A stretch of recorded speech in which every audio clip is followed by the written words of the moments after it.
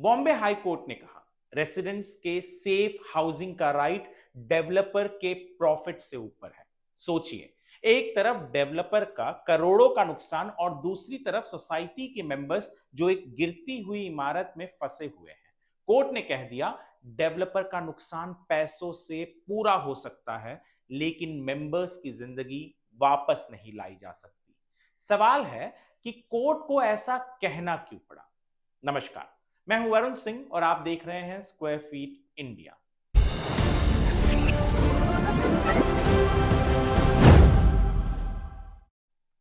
खेर नगर का केस एक एग्जाम्पल है। बांद्रा ईस्ट का खेर नगर आदर्श कोऑपरेटिव हाउसिंग सोसाइटी 2011 में रीडेवलपमेंट के लिए एक डेवलपर ह्यूजिस रियल एस्टेट के साथ अग्रीमेंट साइन करता है, लेकिन 14 साल बाद भी प्रोजेक्ट शुरू नहीं हुआ। क्या हुआ? बीच में रूल्स बदले, डीसीआर 1991 से डीसीपीआर 2034 आया, एफएसआई बढ़ा और मेंबर्स ने ज्यादा एरिया और ज्यादा कॉर्पस डिमांड करना शुरू किया। ह्यूजेस ने नए ऑफर्स दिए, पहले 508 स्क्वायर फीट और 9 लाख कॉर्पस, फिर 520 स्क्वायर फीट का ऑफर। सोसाइटी ने एक मीटिंग में इसे अप्रूव भी किया, लेकिन कुछ ही हफ्तों बाद अग्रीमेंट टर्मिनेट कर दिया और फिर नए डेवलपर कुमार वाइब्स को अपॉइंट कर दिया, जो और भी ज्यादा दे रहा था, यानी 645 स्क्वायर फीट का कारपेट और 17 लाख का कॉर्पस। ऑब्वियस था, मेंबर्स नए ऑफर की तरफ गए। अब कोर्ट में लड़ाई शुरू हो गई। ह्यूजेस ने कोर्ट में केस डाल दिया। डिमांड यह थी कि 2011 का अग्रीमेंट अभी भी वैलिड है, सोसाइटी नए डेवलपर को अपॉइंट नहीं कर सकती और उसे डैमेजेस मिलने चाहिए, 40 करोड़ तक का क्लेम। सोसाइटी ने जवाब दिया प्रोजेक्ट 14 साल से डिले हो रहा है, नए रूल्स के हिसाब से नए टर्म्स चाहिए और नए डेवलपर का ऑफर मेंबर्स के लिए बेहतर है।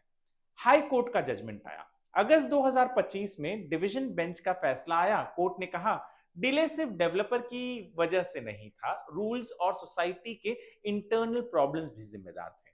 लेकिन रिवाइज ऑफर्स के एक कंक्लूडेड कॉन्ट्रैक्ट नहीं बन पाने की वजह से, मतलब 2011 का जो अग्रीमेंट था पर नए टर्म्स पर कोई नया अग्रीमेंट साइन ही नहीं हुआ था सोसाइटी और ह्यूजिस डेवलपर के लिए, तो इसके लिए उसका कोई मायने नहीं रहता। और सबसे बड़ी बात, रीडेवलपमेंट को रोकना मेंबर्स के लिए डेंजरस है। कोर्ट ने साफ कहा रेसिडेंट्स एक सेफ हाउसिंग का राइट डेवलपर के प्रॉफिट से ज्यादा इंपॉर्टेंट है।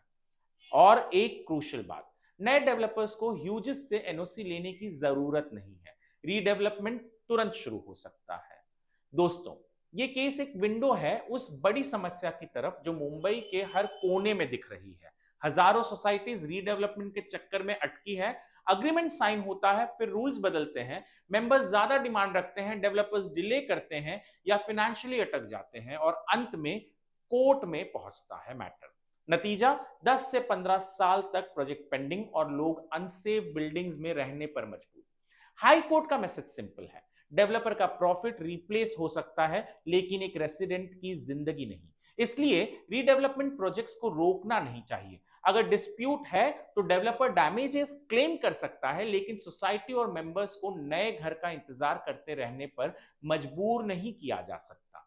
मैं 20 साल से रियल एस्टेट और हाउसिंग इश्यूज कवर कर रहा हूं और एक बात बार बार सामने आती है, रीडेवलपमेंट अग्रीमेंट्स पेपर पर अच्छे लगते हैं, लेकिन ग्राउंड पर ट्रस्ट, ट्रांसपेरेंसी और टाइमिंग ही सब कुछ है।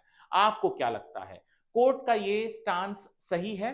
क्या आपके आसपास भी कोई रीडेवलपमेंट स्टक है? कमेंट्स में बताइए और रियल एस्टेट की असली और बड़ी खबरों के लिए हमारे चैनल स्क्वायर फीट इंडिया को सब्सक्राइब करना ना भूलें।